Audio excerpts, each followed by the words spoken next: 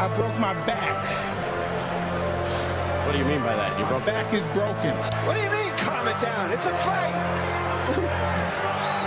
Referees telling two fighters who want to fight to calm it down. He should calm down. So he's like a clown in his show, man. He's not your guy. Tyson Fury's back, and all you motherfuckers are under attack. Look, Eddie Hearn can say all what he likes. Who gives a shit what Eddie Hearn says? It's garbage.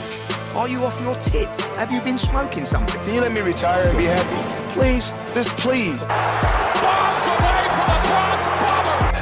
Wanda! Let's go, baby! Let's go! I'm through. They put somebody else up and give me an interview. What are you talking about? What are you talking about? You never give me a fair shake. HBO needs to fire you. You don't know shit about boxing. You ain't shit. You're not shit. I wish I was 50 years younger and I'd kick your ass. I got dropped, man! Are you kidding? No, you won the fight. OMG, I am so excited. Any of you radio personalities think you want smoke? Call me Mr. Chimney.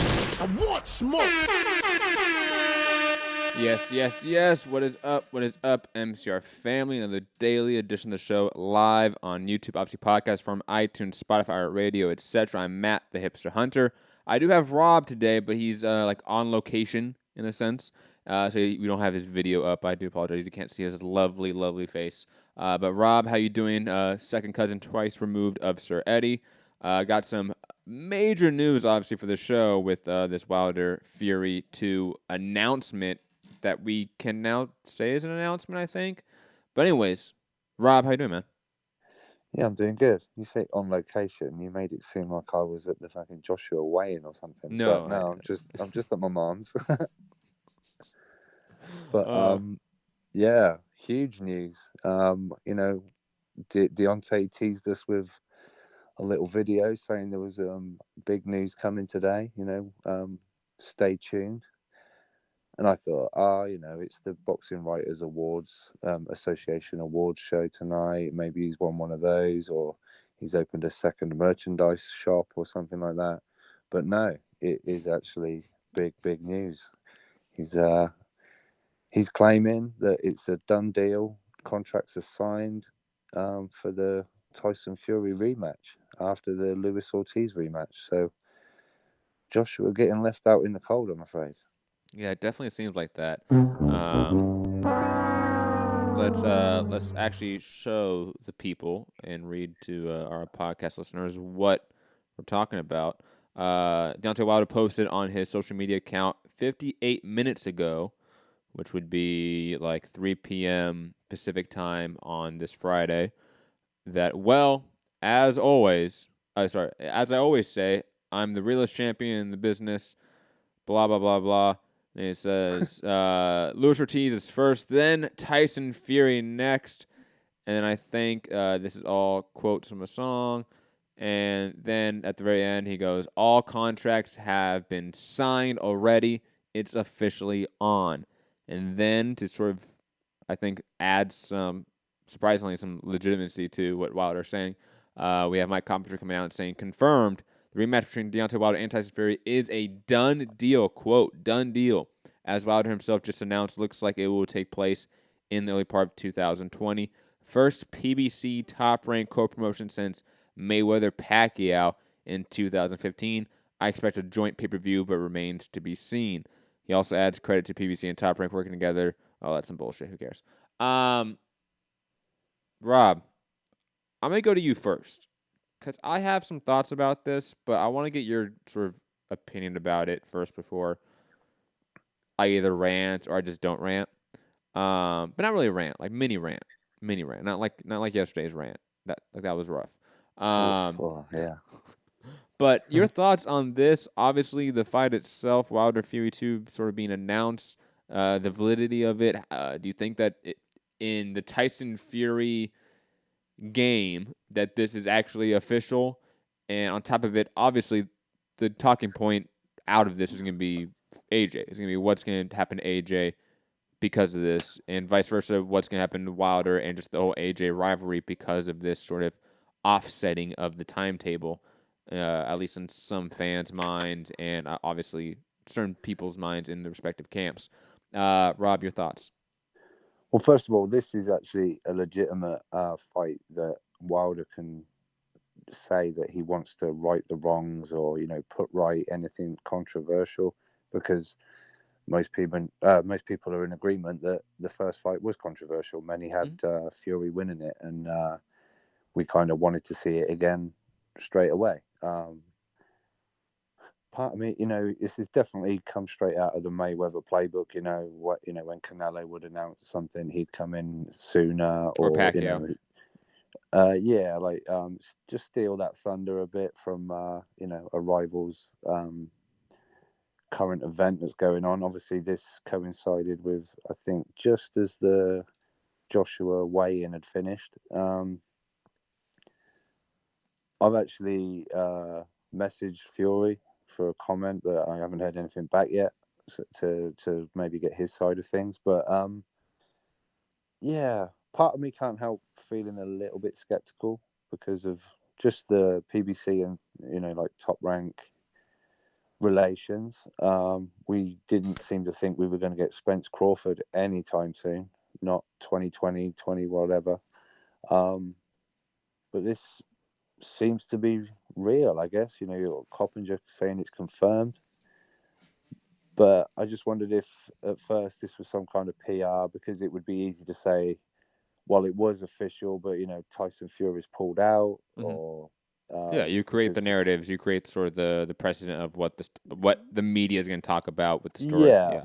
So in essence, trying to just steal, obviously today's the weigh-in for Joshua Ruiz, and everyone's talking about Wilder. So that was my maybe initial sort of feelings on it.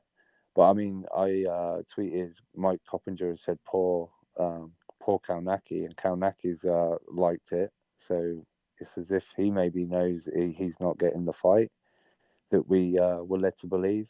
But maybe Shelley Finkel's comments are true. He came out and said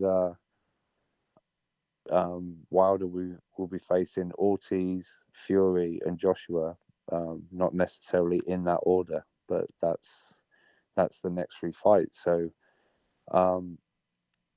obviously he's got to get through Ortiz, which some might say he might not. Others will say he'll do things a lot easier and quicker because Ortiz hasn't looked good. But people may argue that when facing lesser competition, when has Luis Ortiz looked that good? He obviously raised his game for the Wilder fight, caught him, I think it was in the 7th round, and we got what I guess Wilder deems as the controversial part of it, because he was deemed to maybe get extra help from the doctor giving him more time, and he could have lost it at that point. But he came out and done the business and knocked Ortiz out. So that has been my initial problem with the Ortiz rematch. But so he's got to come through that, and now it looks like Fury, which if things go similar to before, he's going to possibly get outboxed. So it's a dangerous fight. For me, he should have taken the AJ fight first. And then revisited.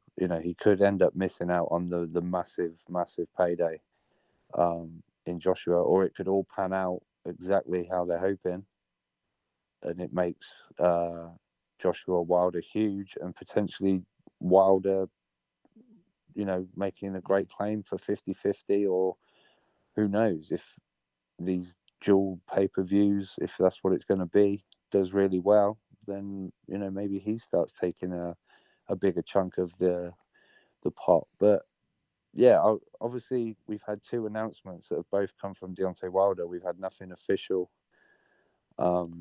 Quickly, just to jump in here, give you some breath, because you've been talking for a bit there, Rob. Sorry. It's okay. I know it's late. It's late over there in that giggly mode when it's like midnight. I understand. Jay Willis in the chat saying, why not go straight into Fury? He did. There was a 50-50 contract for Fury in his hand for a week, and Fury skipped out on it and signed the ESPN deal. And it's fighting Tom Schwartz. What do you mean? What do you mean? Why not go straight into Fury? That's literally what he did. And I think at that time, retroactively, putting ourselves back in that mindset, we were all okay with that. Or at least most of us were. Remember, everyone was upset at Fury for that whole situation. It wasn't Wilder's fault for the offsetting of this Fury rematch, that he obviously wants to do, and I don't blame him. And I do push back on the idea that that the AJ fight was the better first option than the Theory rematch, because the Theory rematch in theory would be there, like kind of always, because that storyline's just there. And quickly, Jay saying, why not after Brazil? Talk to fucking ESPN and Bob Arum, man. They're the ones that wanted Fury to have like 5 fucking tune-ups, man. I don't know how we can blame Wilder in this story for not making the Fury fight sooner. Like, that's purely on Fury's side here. On top of that, to sort of get back to my point, get back on track, I think in Wilder's mind, and you sort of allude to this, that if he beats Fury in any sort of decisive fashion, it's going to be really hard to not offer him a 50-50 deal if you're AJ and team. And I think that net positive, or that sort of risk, is far outweighing the sort of the safer short money going after the AJ fight in the short term. Again, obviously this doesn't include the Brazil Ortiz fight, and then potentially even maybe a Wanaki fight after Fury, pushing back the AJ fight even farther. I don't like that, but in isolation, the Fury fight makes perfect sense if you're Wilder and team, especially before AJ. Yeah, maybe. Like I say, it depends how things pan out, I guess. It all depends on everybody keep winning, you know. Very quick, if you check the one-on-one chat I just sent you, I think it's comments from Frank Warren as well, just to add a little bit more to it. I'm pulling it up. Hold on. From Chris McKenna over at right, where is he report at? Daily Star. All right. Like that. If it's a quote from Warren, it's a quote from Warren. Hey, right? You might see that. Okay. Anyways, Wilder vs. Fury 2 is a done deal. If Fury beats Schwartz, wins in September, and Fury beats Ortiz in September. Expected to be in January. Frank Warren said, quote, "This is really exciting news. There will be more news to follow, but right now Tyson has a fight on June 15th. So it looks like not only does Wilder have that September fight, right, is it September or August with Ortiz, but it also looks like Fury is going to have another tune-up after Schwartz. Mm-hmm. God knows who that is going to be. I mean, I think anyone out there thinking that maybe the white fight can be pulled out is fucking dreaming at this point. But hell, he's already pulled out of that anyway, Fury. Yeah, but I mean, it's Fury, man. Like, people, there's some weirdos out there that believe Fury's like the fucking like road warriors and go around and fight everyone. It's not really true. I think he's proved otherwise. You know, and very quick. So quickly, I just hold on before you jump in. It looks like it's official. Like, it looks like all sides are saying, "Hey, we have some sort of Andre Ward, Sergey Kovalev-like contract in place." Again, at this point in time, I'm okay with it. It's cutting our losses. We're not getting AJ Wilder in the short term. Sucks, but we're still getting good heavyweight fights. I love how Warren said this is exciting news. Like, he didn't know anything about it, which shows that Bob Arum is actually running Fury's career right now. It's like, oh, this is exciting news. Oh, excellent! I didn't know that. But yeah, very quick. This is coming off the back of, obviously, Wilder announces the Ortiz fight, and then there's all the Eddie Hearn, and Joshua's asked all about it, and Joshua sat down with Carl Frampton, who was doing his podcast, and said, "Well, I'm going to attempt to try and get a face-to-face meeting with Tyson Fury and find out just what it'll take to get that fight." So people were like, "Oh, cool, you know, yeah, but good." Too late. Yeah, it's like, "Oh, cool, you know, good luck with that though. Trying to deal with Fury. Obviously, he's over on ESPN. What are the chances? This, that, and the other." And it looks like Wilder's gone, "Nah, I'll take that one as well." So, you know, anytime AJ wants to call out, I don't know, Mike Tyson or call out Klitschko again or something like that. Let's see Wilder take those ones as well. I don't know who else. I was trying to think of some real big nasty dude in the world that Joshua could call out, and let's see if Wilder wants to snatch that date away as well. But if reports are true, it could mean that Wilder and Fury fight on the same date in September. I don't know, but I guess they'll probably make it different days. But yeah, that's not gonna happen. No, I not doubt now. It's all linked, especially all roads are leading to each other. Especially Fury fighting in the U.S. most likely. Yeah. So, I think Fury said not that long ago that he was looking at a September 28th date as well. And I think Coppinger tweeted that could be the possible date for Wilder Ortiz. So I guess they'll figure out something different.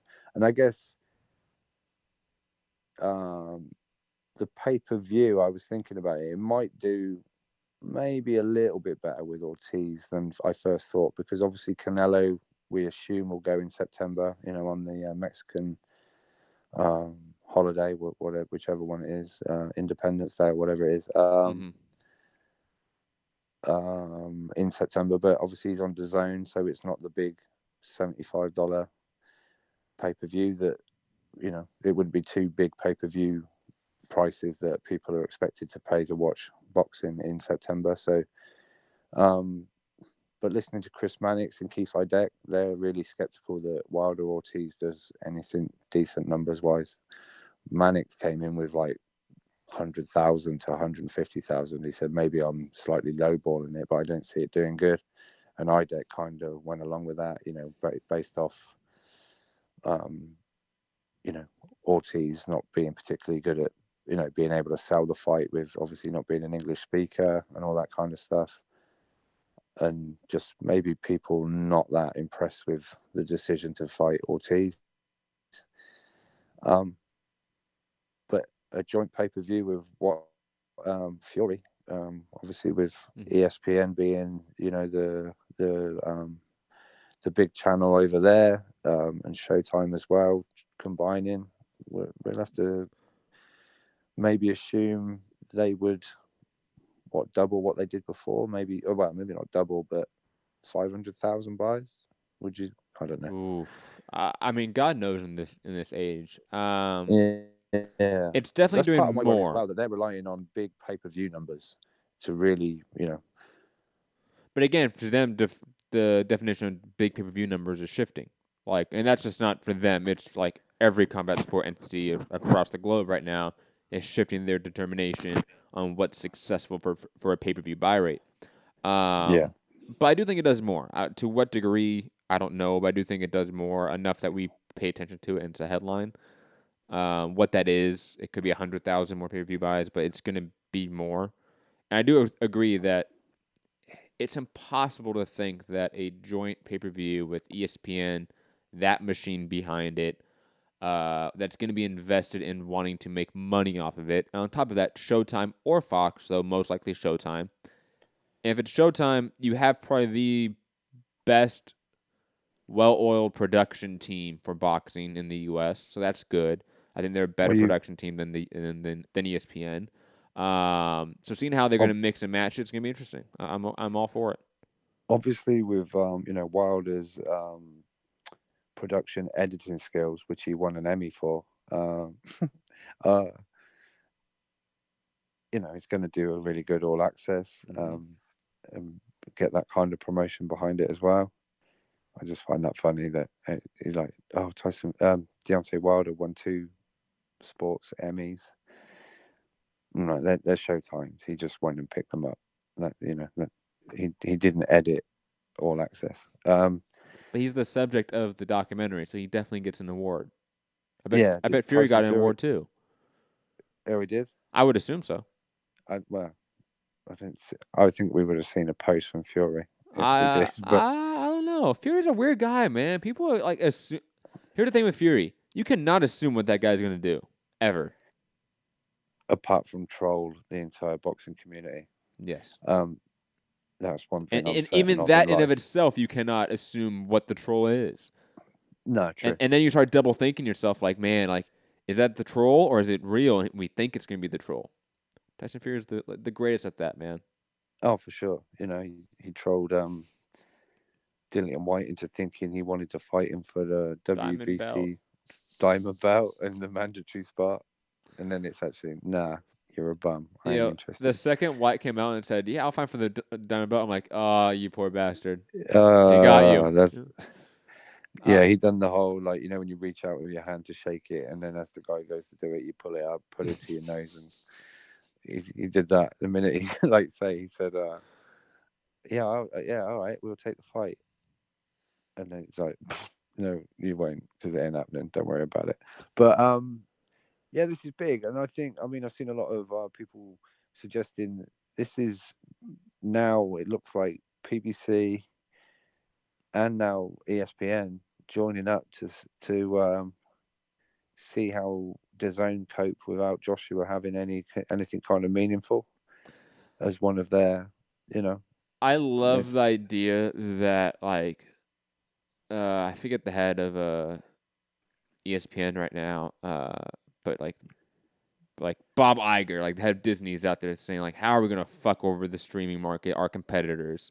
Because they're entering the streaming market both in ESPN Plus, Disney Plus, like they're challenging all their competitors, and him and Steven Espinoza or whoever is running CBS right now is going, yeah, let's get together, let's fuck over DAZN. I love that people think that. I don't know if that's the case, because I think that's like, look, it's an individual fight. Do I think ESPN and Showtime are in cahoots to fight DAZN? No, like that just.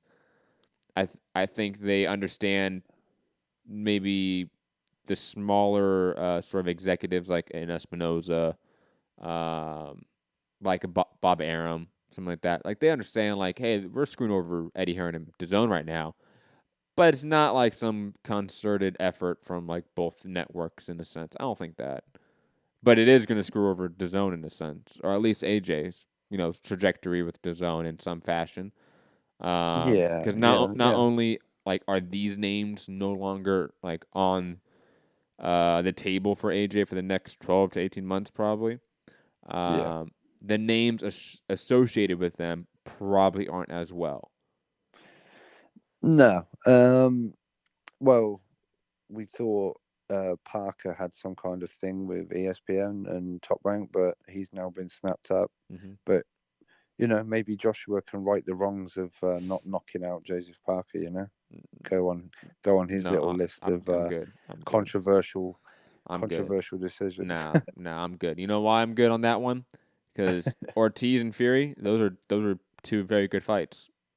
Parker, do not make me watch 12 rounds of that again. If I have to do a live fight chat for that bullshit again, Rob, I will literally pull out my hair. Not joking. We can't have two bald guys on the show, man. You got to keep up. That's why I wear the hat, bro. This kid's got me stressed, bro. But anyways, digressing. Let's in a roundabout way. Let's talk about. Suggest the Parker rematch.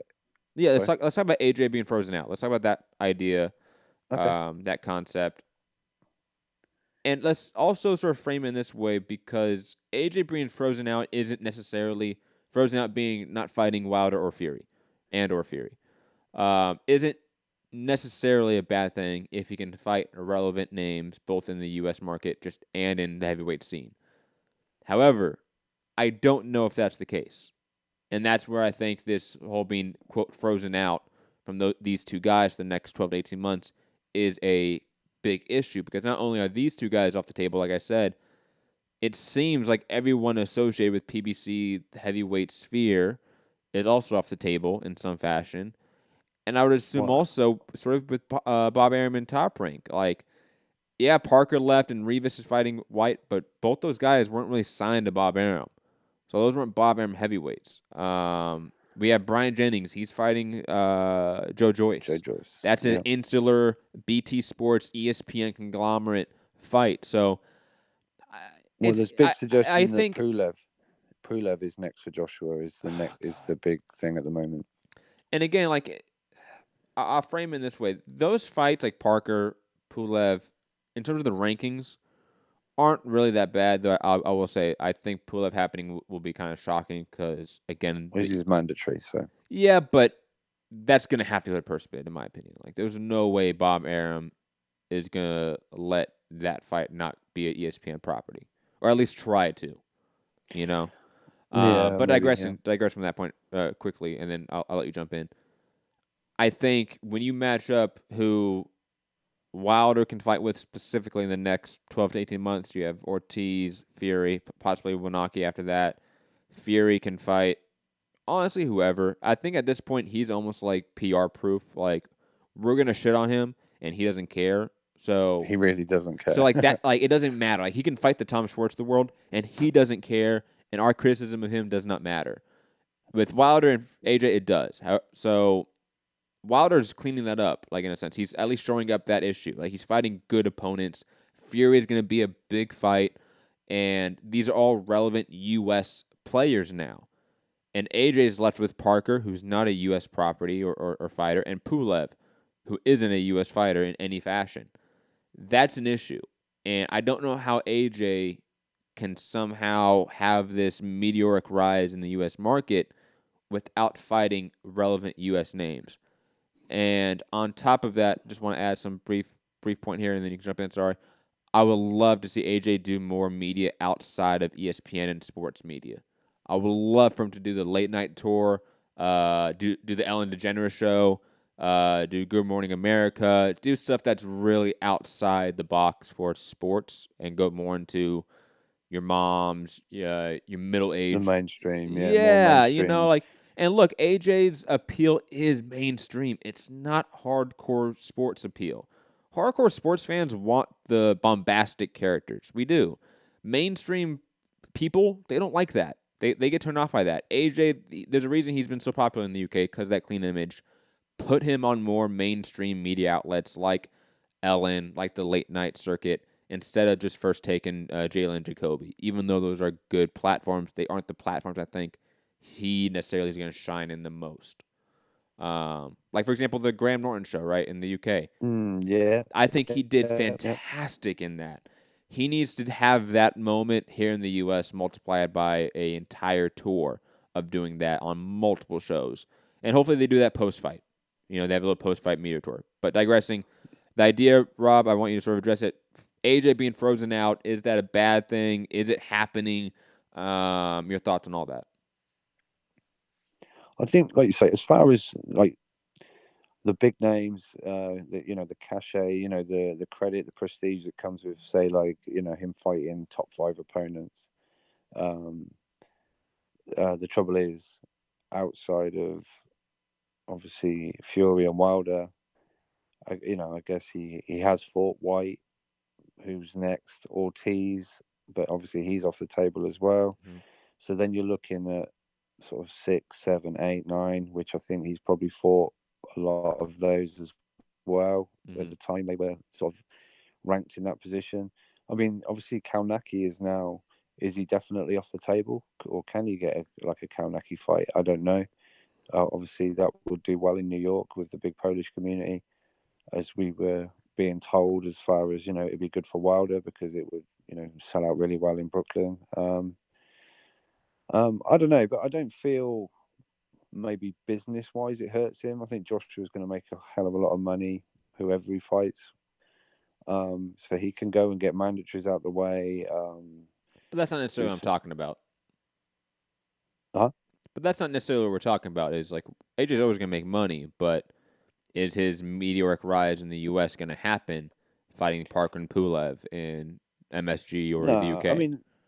I mean, I said Parker with quite a degree of sarcasm, because it was more a shot at Wilder, because he said about righting the wrongs of his resume so far. Joshua won that fight handily, but he didn't knock him out. And that was my only thing on that. I don't think it'll be Parker. Obviously, he's fighting a common opponent in Molina on Andrea card, but yeah, I don't know. Like before we went on air, I said, supposedly the heavyweight division's on fire, but it's kind of on fire within the top 3. The rest of it isn't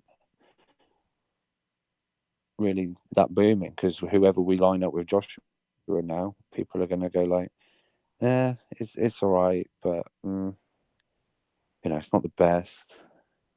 And it's, I guess, a little bit of a reflection on on Joshua as far as what he's doing in the division right now after what was such a blistering start to his career, coming up, winning the title after 16, 17 fights and then getting a Klitschko on the resume and fighting other top 10 guys and things like that. He was really building a solid resume after only 22 fights. And now he's going to be sort of reduced to, the scraps at the moment. But I don't know. Maybe some of these younger prospects are going to get an opportunity to try and shine. I don't know, the Michael Hunters, maybe it's a little early still for those, but Eddie's got a deep stable now of heavyweights, so there can be some fights made in house. It's just whether Joshua gets any credit for it. But yeah, we're gonna have to just wait and see how it all pans out. But it's not looking also, good. I want to separate the idea of a good fight in terms of meritocracy, like a Pula fight, for example. Pula's been a perennial top 15, top 10 guy in the division for a very long time. That fight makes sense, right? But in terms of moving his brand, in terms of AJ's brand, in any positive direction, it just doesn't do that. It's staying stable. It's plateauing right now in a sense. And the names that are going to get him to that sort of that other hump of stardom, either in the U.S. or worldwide, I just don't see him fighting right now, at least in the short term. So he's still going to make $20+ million each fight, but he's going to be fighting the Pulevs, the Parkers, maybe doing a light rematch, which I would like, but it won't do anything for the U.S. market in any way. And it seems like John Skipper and DAZN specifically know that AJ is a potential sort of Trojan horse into the U.S. sporting landscape. Same with Canelo. And Canelo seems like a far easier product right now to push in the U.S. market for obvious reasons. I mean, he's got a lot more options, Canelo. He Yeah. can go undisputed with Andrade. He's talking of going up a division and facing Callum Smith to be like the legitimate WBA super champion, which he would I think then probably be classed as the best guy at 168 as well if he could beat Callum Smith. So that's like, I don't know. Just if anyone listens to the Chris Mannix podcast, it sounds like I'm taking it straight from it, but that's like some Roy Jones stuff to say you're the best you're the best guy currently in two divisions. Canelo's got probably a lot more options. Obviously, whether people really want it or not, I don't know. But the Triple G trilogy, there's just options there that are going to. And also, with Canelo, he's already a U.S. star that they're just trying to convert his fans into DAZN subscribers. While AJ, they're trying to simultaneously turn him into a U.S. star and make him a subscription booster for DAZN in the U.S. And that's a really hard thing to do for a new company. Like I said, that's why in terms of just media strategy, go outside the box with sports. You guys keep trying to force AJ on ESPN. They don't seem to want him that much. Go to Ellen. Can you imagine AJ on Ellen DeGeneres? How awesome that would be. What's that game she does sometimes? You have to say 3 things in 5 seconds. Name 3, and just playing that with Ellen and having a laugh. And I think he would win over. So especially the ladies, women in the UK, mums, grandmas. Girlfriends, everything. They absolutely love AJ. Put him on The View. Put him on all that shit. It doesn't matter. Just put him everywhere. That's outside sports. I believe Eddie done an interview. He said after the fight, Joshua will probably have, and it's been like this for a little while, but 3 weeks of sponsorship commitments and all kinds of stuff, and then he'll go and get himself away for a while, take a holiday or whatever. But whether that within that 3 weeks he can sort of stay out in the States and do those kind of things, I think that would be productive as far as getting his name out in America and building his brand in America and becoming more in people's sort of mindset and seen more by people. So I don't know. But at the end of the day, that's still doesn't leave him with a good fight, or what people would deem as a good fight. As far as it's just going to be interesting how obviously everyone's now waiting for the Eddie Hearn interview with IFL to see how they're going to try and what Matchroom's narrative is going to be now. Like, I guess they're going to go with no one wants to fight Joshua. They were going to fight each other. What can we do? Yeah, what can they do? Well, it's true, but they're going to do it as like number 2 and number 3 are happy to fight each other, but no one wants to fight number 1. No one wants to take that chance. Well, that's the thing. In a lot of people's minds, that's not a consensus idea that AJ is number 1. There's the Fury contingent out there, and ESPN has pushed that quite well. Max Hellman has pushed that quite well, even though I don't agree with it. They pushed it quite well. Wilder's the longest reigning champion. Like there's definitely not a consensus about that ranking of the top 3. And while me and you may agree that AJ has the best resume at this point in the division, in terms of like top level competition that he's faced and beaten, that's just me and you. And it's clear when you look at like the fans, there's not a consensus in my mind. Like you have fan bases, and they're pretty loud fan bases, but they're not in unison at all. Oh no, for sure. Yeah. You're not going to get everyone to agree. Mm-hmm. If you'd done a poll, it'd probably be 33% say Joshua's number 1, 33% say Wilder. That's a good. I'm gonna do a poll later on our YouTube community little tab, so make sure you guys go there. Yeah, that's a great poll idea. But Rob, like, think about this: like, if in theory, if AJ and Eddie were to go to Wilder and company right now and hand them a 50-50 contract, Showtime pay-per-view, they concede to everything. I still think he goes the Fury Ortiz route.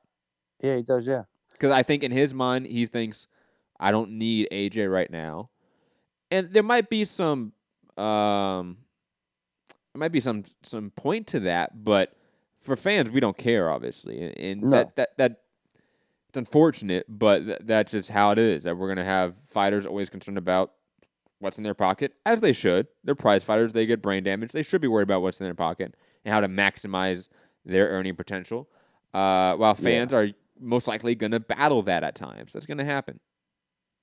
Yeah, I mean, look, we know Wilder at times has been just, and all sportsmen to a degree, and all, especially in boxing, there's just so many contradictions.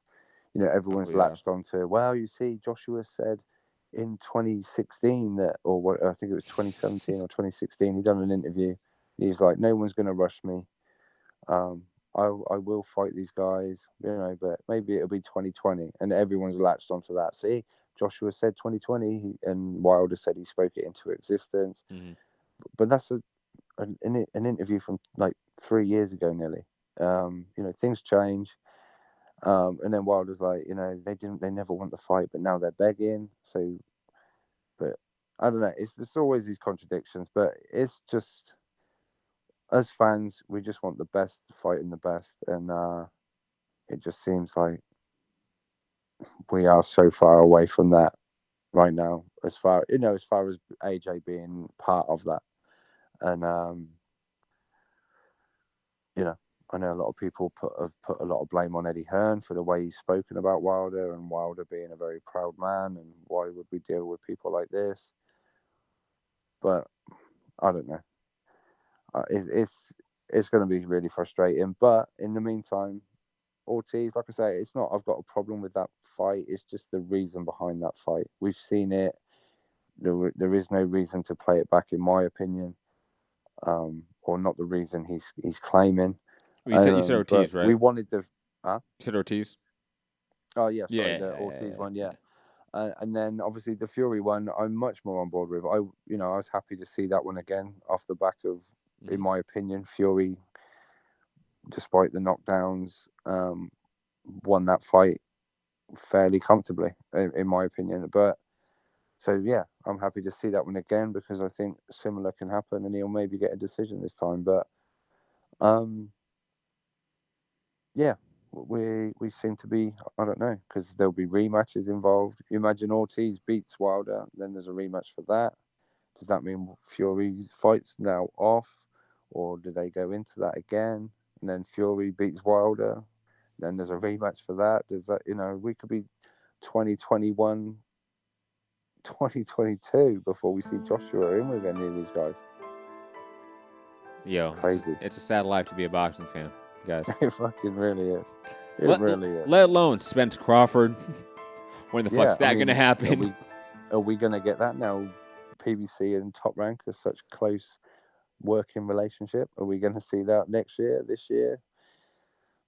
Quickly, Raymond, we're saying so far this video hasn't once spoken about Wilder Ortiz 2, blatant clickbait. What do you mean? We've literally been discussing it like numerous times. Are you high? Like, I know I am, but are you? I want smoke. Come on. Are you off your tits? Have you been smoking something? Come on, man. Stay off the weed. Anyways, I've always been in favor of like Ward Kovalev like deals for big fights because let's be honest, a Wilder Fury fight is a big fight. Mm-hmm. If this becomes more of an industry standard, I'm in favor of it because then at least it's more of a pipeline to big fights, but allows fighters to have their tune-ups and their showcases that they do need sometimes. But this may not be that time. Yeah, I mean, it'll be interesting to see what level of competition Fury gets after Schwartz in September. What are you thinking? Huh? What are you thinking? Like, what do you think the level of opponent's going to be? I don't know. I really don't know. I don't think it's going to be anyone. I mean, for a lot of people, they probably still don't know who Tom Schwartz is. No, I've watched part of that one fight. That Gashi fight. And that's all I'm going to watch, guys. I'm not going to watch more of this guy than I have to. No. Yeah, so I don't know. I really don't know who's going to be. Maybe the Safari rematch just to tick over the year of the rematch. Who knows? Pianetta, part 2. Who knows? But is it going to... It's like we said, it's not going to be Dillian White. Even if the WBC order it, it's not going to be Dillian White. So yeah, I don't know. And obviously these big plans laid out for Wilder is Dillian White still not going to get his chance at Wilder. It doesn't look like it. Are the WBC going to call him mandatory at any point of this? Probably not. If they're getting sanctioning fees from them, pay-per-view fights, I can't see them ordering a Dillian White fight or Rivas if he comes away beating White. Shout out to the sanction bodies. Always. You should look up the IBO rankings. They're much more... Fuck off. No, stop. It's a legitimate list, I'm telling you now. I don't care. Tyson Fury is the mandatory to Joshua on that one, so they should call that. That's great. The IBO can suck a fat one. But yeah, I see. They're doing the whole Mayweather thing. They've told. Obviously, they seem to have told Wilder, look, that DAZN offer's great. We can match it as close as we can. Paulie kind of alluded to that they came somewhere close to matching the DAZN deal. But it's like we've got the Mayweather blueprint, and look how that panned out for Mayweather. Espinoza and Al Heyman seem to have the route planned out for Wilder. So, interestingly, Ludabella's not involved, it seems. Whether he's not in favour now after setting up the DAZN deal and not. Hashtag just saying. So, yeah. We're just going to have to see. But as far as Wilder's path, yes, it hasn't got AJ in it at the moment, but it's still a decent path. It's now what can Matchroom, Joshua, and all that, what can they come up with to, keep him sort of not relevant. He's always going to be relevant, obviously, because he's got, he's the unified heavyweight champ, but he's going to be left with the scraps, and yeah. Well, anyways, call in 323-870-4051. Press 1 to get in the queue. International callers, call us on Skype, Mix Combat Radio. But we do have a couple more topics to get to. Speaking of fights that may or may not happen, it looks like that Kovalev-Yard fight is, quote, canceled. From Rob, can you pronounce the name again? Let me look at it. I can't do it out my Prisamek? head. 1 second. No, I'm gonna let you do it. You're really good at this guy, at this sort of pronunciation thing. Oh, let me find it. The second name is going to be a complete. If you get the first one, that's good. That's all we need, man. The people can see it. Prisamek, Gaz, yeah. Right there. Prisamek, Garzanik. Gazechik. There we go. Over at fightnews.com. But anyways, he's reporting that in other news, June 29th, Kovalev-Ward fight in Russia canceled by organizers per very informed sources. I have seen internet chatter, and I'm specifying that specifically. Internet chatter, not rumors, not anything official, not anyone really that's a reporter, just internet chatter that is due to the whole VADA demand from Team Yard. I don't know. I could care less at this point if that's the reason why. But I will say, it kind of sucks for not getting that fight. I was looking forward to it, man. Yeah, for sure. Yeah, I'm be interested. I'm just trying to find it. I know Michael Benson tweeted, Anthony Yard's trainer manager Tunde Ajayi says he will make an official statement about the Sergey Kovalev fight soon. A report from Garnet Media tonight suggested that the bout has been cancelled by the Russian organizers 4 weeks from the June 29th date. No announcement. So we'll hear Tunde's statement, I guess, soon. Mm-hmm. But yeah, it was rumored Yard was getting like $4.2 million for this fight. That Russian oligarch money, man. Some yeah, good shit. But why has it gone? Is the market's gone a bit crazy or something? I don't know, but I don't know what's going on there. There's a huge combat sports fan base in like Eastern Europe and Russia. Like I'm not surprised the money's similar to like Japan, like how like that's a market in and of itself that like we just don't know anything about, but fighters do mega numbers over there, like tens of millions of views over there. Fighters that we talk about as like, oh, hardcore darlings, ha ha ha, for the hipsters that do tens of millions of views in Japan. Same with Russia. Same with like Germany. Same thing. Shout out to Klitschko's. I'm just trying to find it, but I know it's. I just thought, look at me on the spot thinking of stuff. Oh, look at you. Where did he say it? But Tunde said something like, just so people know, from today, this was 2 days ago, from today, any fighter that wants to share the ring with Mr. Anthony Yard has to do a full 12-week VADA testing. Mm-hmm. If you're a clean fighter and you wish to clear our beautiful sport of boxing from drug cheats, feel free to retweet.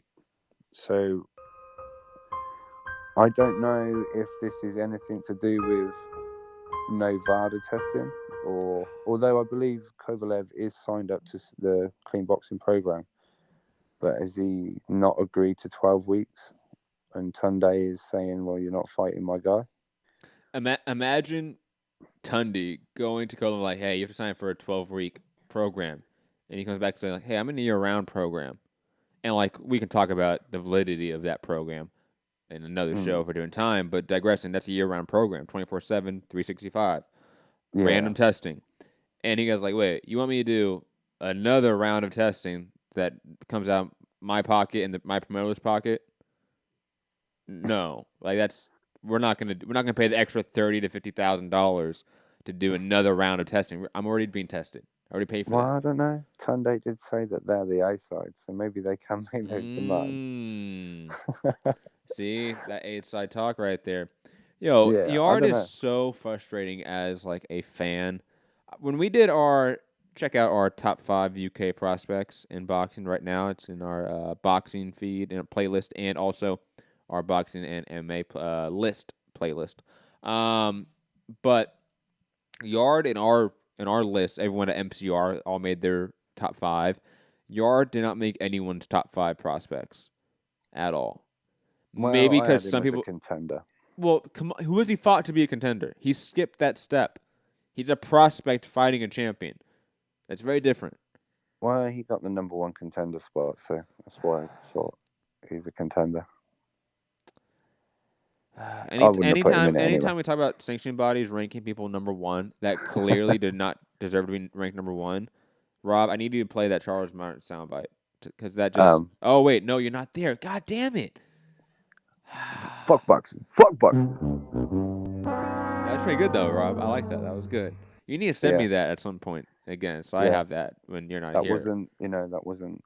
I just did an impression. Okay, it was okay. You disrespect boxing, you piece of shit. No, it's not the same. Anyways, Cold Love Yard looks like it's canceled.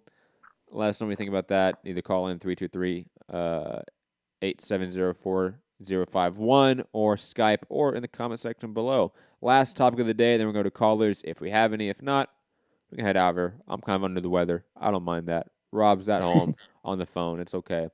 Sean Nam reporting. Eddie Hearn plans to make a formal offer to Gary Russell Jr. in the next week or so, but believes Russell will stick with PBC. Quote, if Al provides him with the Santa Cruz fight, I think he'll take the fight, and then there won't be any discussions to be had. That was apparently what Eddie said to Sean Nam. Is this shocking to you? It's not shocking to me, really. I think of all the people that were going to get Gary Russell, Matchroom was like 3rd on the list, clearly. Yeah, I mean, like Top Rank had more names, I think, at like 126 and 130. Matchroom had one guy, really. Yeah, I mean, yeah, if I guess so. Yeah, when it came up, I mean, I was like, oh, Gary Russell says he's 100% free agent, and then he was there with Eddie. Mm-hmm. For me, I go more and more to feel that he was just, just seeing what his options are, and oh shit, DAZN were going to offer me this much. Oh really? Well, hello ESPN, can you match that? Hey Bob, can you match that? Are you going to give me that Santa Cruz fight? I think he was just the fight was, I believe, somewhere near his hometown. That he attended. I think it was he's from Washington area, right, or the DMV, or yeah. And that's where the Haney fight was. So he was, it was easy for him to be there. Photograph with Eddie. Eddie had one on his Instagram and stuff. So, it's just little things like that, I guess, that can make other people sit up and go, well, we want him. He'd be good on our roster. So I think Gary Russell's maybe a little bit smart, and he's used the situation, and he's going to have a DAZN offer to be able to say, look, this is what they're offering. What can you do? Agreed. Rob, looks like that's going to be it for today, man. It's going to be a short show. Oh, okay. Yeah. No, we have no callers. I'm okay with that. Like I said, I don't feel that great. Everybody's just speechless with this news, Yeah, I think it kind of shocked everyone in a way. Even Gary. Fuck me. Yeah, Gary didn't call him. I'm shocked about that. I think everyone is of the mindset that, like, a good fight, kind of surprising. I think people are going to take a couple days to sort of formulate, like, a real set opinion about it. I think I see a lot of reactionary opinions and takes about this. I think overall it's fine. Like, it's all right.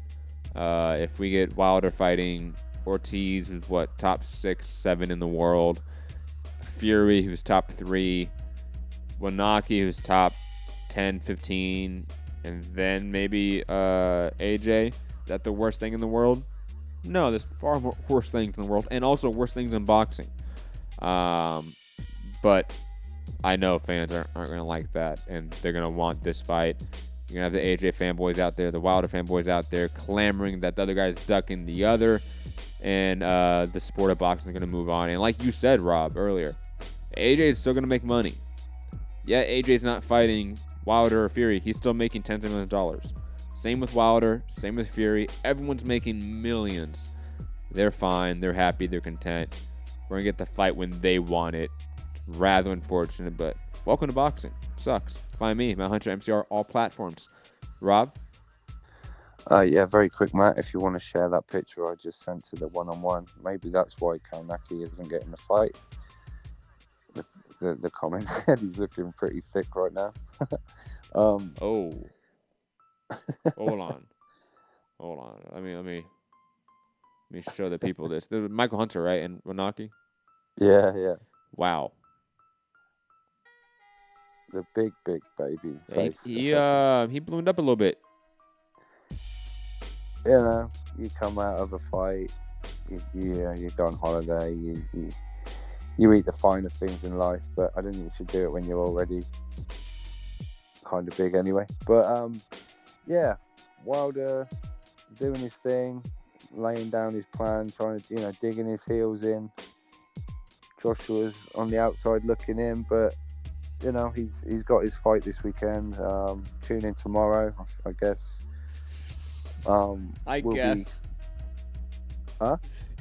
Tune in tomorrow, I guess. No, I guess we'll be doing a live fight chat, is what I was going to say. I know, but there's a reason why you're not up there with Eddie promoting with the rest of the family. No. There's a reason that you keep getting sick and shit like that and having things to do. I didn't know if you were going to, we'll be doing the show. But I'm going to be watching it regardless, so you will probably find me tweeting about it or doing something on Instagram at UKRobMCR, Instagram and Twitter. But yeah, Wilder's doing his thing. Joshua's on the outside looking in, but everyone's going to be making a whole lot of money in the process. And as boxing fans, as usual, we got to wait for the good stuff. But yeah, and probably pay for it, and probably pay for it too. Yeah. Some have to pay more than others, but it's all good. Yeah, catch you on the next one. Peace.